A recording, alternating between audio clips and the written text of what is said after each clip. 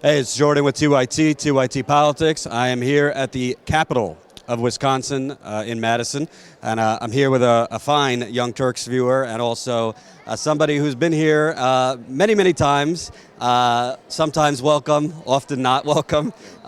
Thanks for the sign. We got Young Turks on a pizza box here, October 8th, Madison. So he was ready for us. And talk to me just about you're from Wisconsin originally. How'd you get kind of involved? I know you've been arrested here quite a lot of times. Tell me about you. Okay, well, I was born in Madison in 1961, raised by public educators. My dad was a principal, my mom was a teacher. And, I mean, there's never been a better state that I've traveled to. I've seen a lot of states, and I love this state. So when actually in 2010, after the election, when Walker won the election and the Assembly switched over to Republicans and the Senate and the Supreme Court, everything, all in one shot, I knew we were going to be in trouble. I didn't sleep for a couple days. I wept because I knew what this meant. And so since then, we've seen just utter demolition by Walker, the Republicans, the courts. It's very crooked. And when they had I guess you'd call it the Uprising, I decided on February 15th, 2011, that this is where I needed to be. This rotunda was built specifically for us to redress the legislators when we didn't agree with them. And so we stayed, and I was one of the people that, I guess there was about 500-600 people staying overnight here for 2 weeks. They finally whittled us down. They kept locking the doors. They did everything illegal. They had legislation at midnight, and a lot of us were here for that. And you can see now that it's, they've kind of outlasted us. There's still a handful of people. I know there's a lot of good people in Wisconsin still fighting, but you can't shut up. You can't shut down. And so now what I do is, rather than, I guess they called us protesters, I say we were demonstrating for our state, and they're the actual protesters against the Constitution and a quality of life in Wisconsin that I haven't seen another state that was as beautiful a place to be and pretty diverse. So I decided to stay, and during that time, I guess I've transformed into somebody who now goes into the hearings. There were several times that we weren't allowed any say in anything, like I said, after midnight. And because it's so crooked here, they're able to get away with everything. I mean, they have the courts, they have the governorship, they have the police, at least inside this building. The chief of police, he was a Walker driver and bodyguard. And I just don't know why we can't turn this around, but that's what it's all about. And as a home care worker, I was with the Fight for 15. I stand with Black Lives Matter. I'm looking for equality and justice, and the reason why I came here is because of human rights. I believe in human rights, and we saw it was happening all over the world.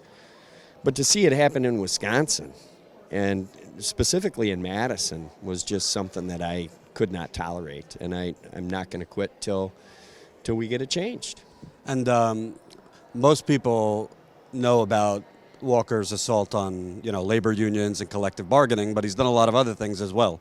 For people, our viewers who aren't as, in the know about the nitty-gritty of Wisconsin politics, can you kind of shine a light on other progressive things he has gone after? Well, number one, the environment. I mean, we had Gaylord Nelson, the founder of Earth Day, and his daughter was just here this week speaking. And we had the great Bob LaFollette, Fighting Bob, who was a Republican, probably the best governor this state has ever had. They knew how much the environment meant, and that we were here to protect it, and that's what they did. And we've seen just deregulation after deregulation, where they're fracking for sand, silica sand that they send to other states and do their frack mining with, causing earthquakes in states that that wouldn't be normal. They took away local regulation, our ability to make our own local control, to make our own decisions. They attack the public schools. So they're really dumbing the state down, privatizing everything. And I think the next thing you're going to see is this salt on our water, where they have these high-capacity well permits that they've cleared the path for, and they're just going to drain us dry of water. And if that happens, I think the rest of the world is going to suffer immensely. I mean, this is one of the great places for water. We've seen CAFO farms come, they've replaced small farmers. It's just devastating. And meanwhile, Walker is kind of the poster boy for the Koch brothers. I mean, they put him in office. They pretty much helped him win his recall. And it just came out recently that he was corruptly doing. Yeah. Could you explain what just happened? And in a state like Wisconsin, why is it that they keep voting for Republicans? You said they own all levels of government and the courts. If unions have been decimated, I know there's rural areas that are more Republican, but it seems to me that the pain is being spread across counties and across the Democrats and Republicans. Well, we know that they redistricted, and that makes it much easier for them to stay in control, where they put the pockets of the mostly Democratic voters together. They've actually, just like we saw happen to other senators in other states at the U.S. Senate, where they no longer have a district. So they have to either move. And so our elections are rigged, not only by the machine, but by the propaganda machine they have, which is really, really strong here. And I don't know if it's because people don't understand or if they're just really that ignorant on the issues. And what they've done is reduce the intellectual thought process in this state. And I really don't think they're winning the elections. But you saw. Well, literally, they've cut teachers, they've cut schools, and we've lost over the last year. 15,000 people fled the state. Those were some of the brightest and best teachers and professions that we had in this state. It's not fast food workers that are leaving. That's the kind of jobs they're leaving behind. And they talk about they don't believe in a living or minimum wage. They use words like maximum wage, and people bite on that, thinking that they mean, oh yeah, they think we can make more. Literally, that's for the people at the top, where there is no cap.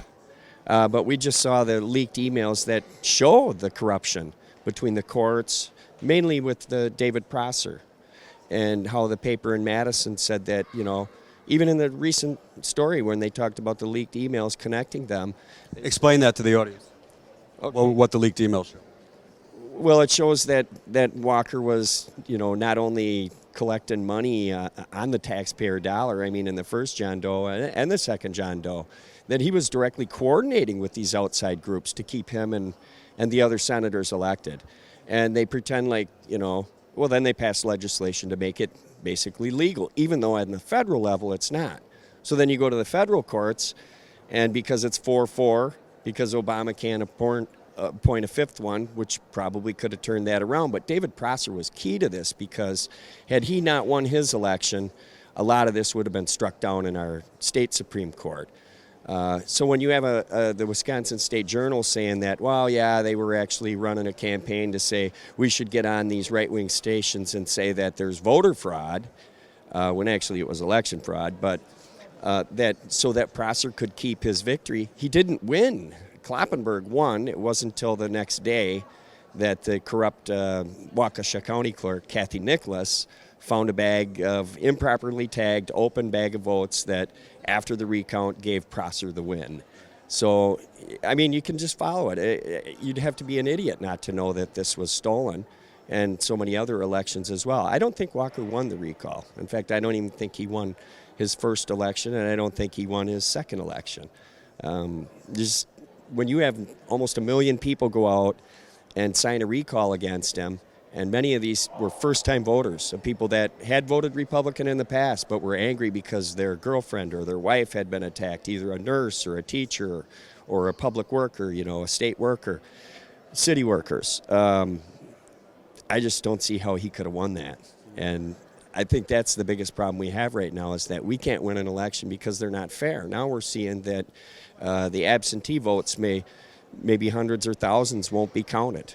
I do know also that the Republicans passed a bill that, had they used that when Kathy Nicholas found the bag of votes, they no longer will accept votes that come in after midnight the day of an election. So had they done that before, the bag of votes in Waukesha wouldn't have counted. These guys have a plan. And what you're describing makes Chicago sound tame. Right. You know, like Chicago is always thought as like the litter of American politics, but this sounds like I think corruption is generous. And I hate to say this, but okay, so the Republicans in this state got behind Cruz in the primary, which is ironic because I think they're further to the right they're more extreme than Donald Trump is. Trump is a big talker. We're going to hear more about that. You're going to be covering that in the next few days. This is really not looking good for America. Tell me about your personal story, because I know you're struggling. You work in more jobs than ever before, and it's not a new thing. It's been going on for a long time. Well, and I used to have jobs that would have been considered middle class, working in sales. I guess taking advantage of people in sales is what a lot of those jobs are. But my problem was that I was usually working for somebody that was a devout Republican, and then politics gets in the way, and I either quit or get fired. But as a home care worker, I mean, I worked 35 years working for people with spinal cord injuries, and fortunately, I live in Dane County where we have somewhat of a living wage where I make $11.66 an hour. And then I have nurses that come to the house that make, $30 an hour, and they belittle someone like me, and then they have to rely on me to lift the person. So it's not that I don't think that someone that went to nursing school deserves that, but I just wonder why they don't support people like us. What is as a home care worker? What do you do when you're at these homes? Obviously, lifting, patients that need it. Bathing, feeding, sometimes dressing wounds, doing exercises with them, having to get up in the middle of the night if they need it, calling ambulances when they need it. It's not an easy life. And doesn't sound like an 8-hour job either.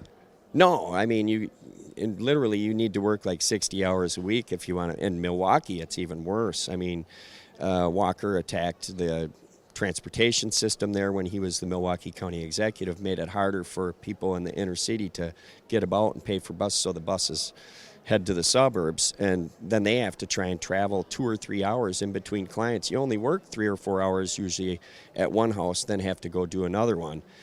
So many of them work 2 jobs. I worked basically as a kitchen manager and a home care worker for the last probably 20 years, and I'm kind of burnt out on it. And I'm assuming even with those 2 jobs, there's been a lot of close calls in terms of paying rent or... Oh, yeah. Well, then this all happened in 2011, and I decided that, it's going to get worse because I believe I need to be here because a lot of us can't be here. And they have children. My children are grown.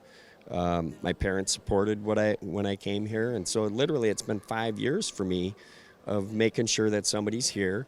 And there's a lot of other people that I know that do the same thing, that have sacrificed a quality of life because they're fighting for someone else to have a quality of life. And what are you day-to-day now doing? Because obviously the spotlight on Wisconsin is long gone. We don't see this occupied for 2 weeks. So what does a typical week look like you here? Well, for me, I actually do a little bit of courier work, and I'm no longer doing the home care work. I started a nonprofit called Take Back Wisconsin Incorporated, where we're making films and videos and trying to get out to the people in some of the districts where most people don't want to go talk to people because it's pretty Republican district. But I go in there just as a regular guy. I'm not a Democrat or a Republican. I'm a Badger. So, and we fight for what we believe in. And there's a number of us here that are willing to talk about that. But you can see that a lot of people have been intimidated.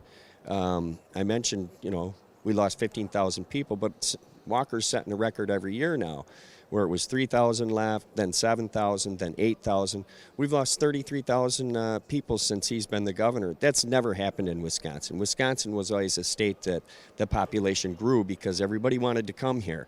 And now I know people that have come here from Sudan and other places, and they're ready to go back home because it's really not that much fun to be here in Wisconsin. Very racist at times, too, which a lot of people would be surprised. But Dane County houses per capita more black men and people of color than any other county in the country. And when we found that out, it was like, this can't be, but it is.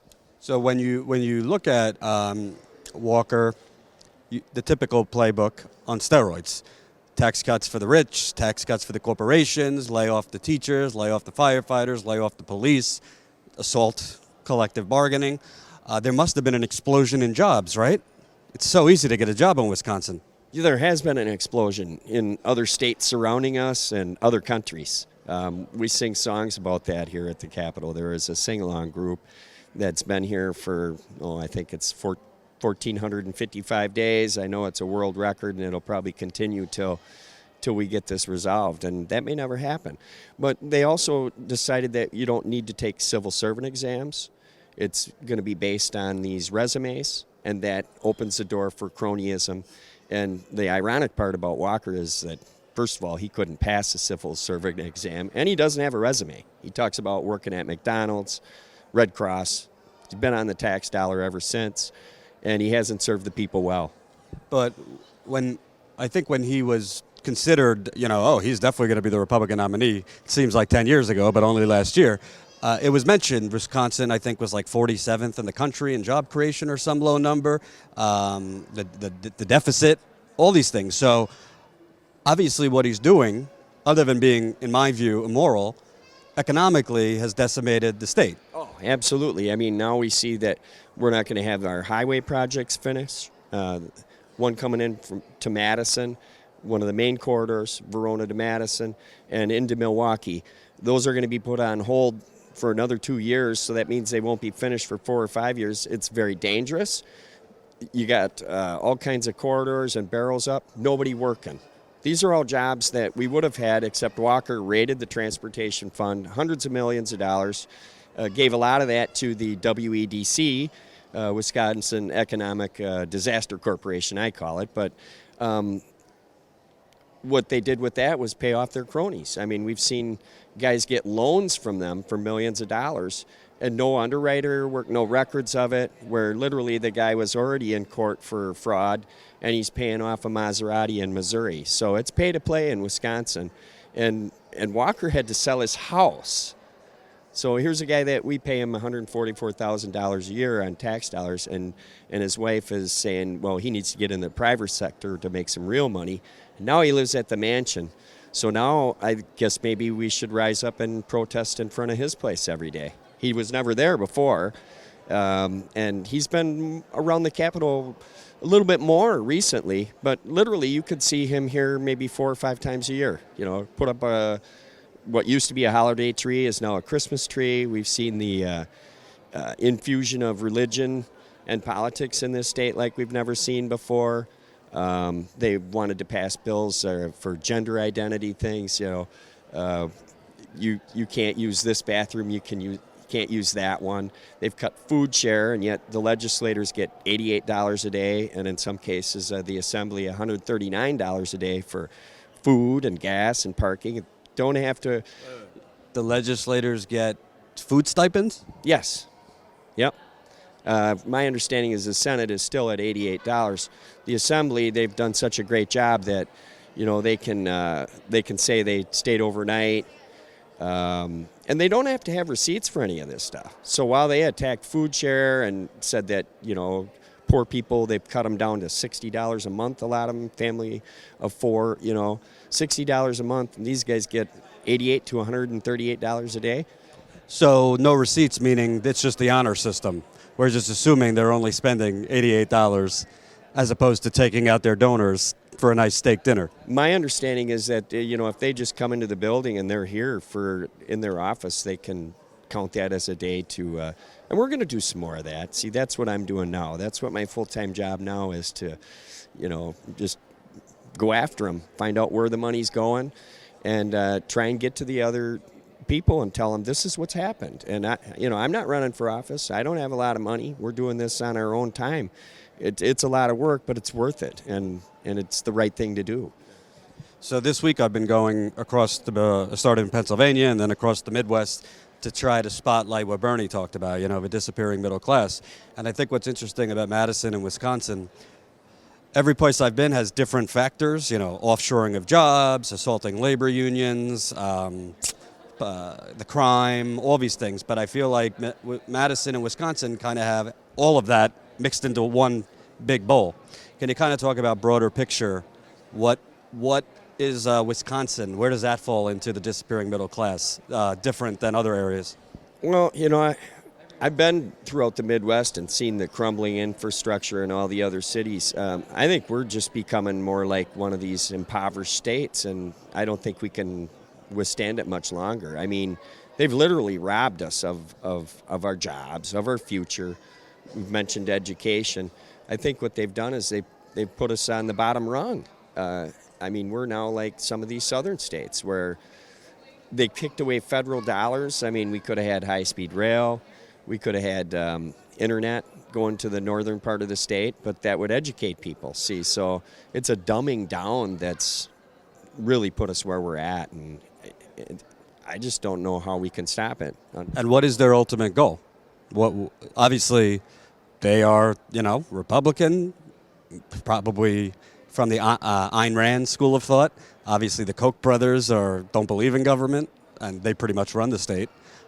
What is their ultimate goal, Walker and his folks?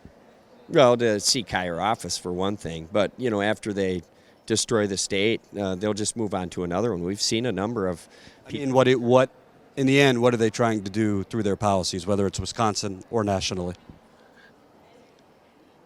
You got me. I mean, reduce us to ashes. I don't know how that's a good thing. Make us all work for little or nothing. Compete, divide, and conquer, as he's done really well at. And we're going to lose everything. I mean, people are going to start losing their homes and their land pretty soon. And when that happens, I mean, they're going to turn us into Kansas. I truly believe we're another Koch state. I guess maybe that's the ultimate goal, that Charles Koch is happy with what Walker's done. They mocked him on the Sunday shows about supporting him for president. I don't think they had any intention of supporting him for president. They like him here.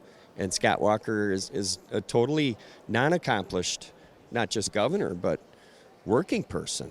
They don't like to work. And Wisconsin always had this really great work ethic. It didn't matter if you were a Republican or a Democrat.